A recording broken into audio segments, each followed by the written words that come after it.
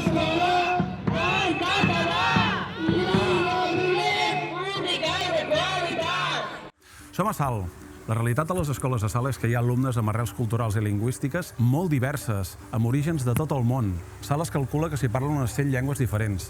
L'escola és l'eix vertebrador de la societat saltenca i el català, la llengua, el pal de paller per la integració i que ens aglutina i ens fa iguals com a ciutadans d'aquest país, independentment del nostre origen. L'escola, per tant, és una gran aula d'acollida.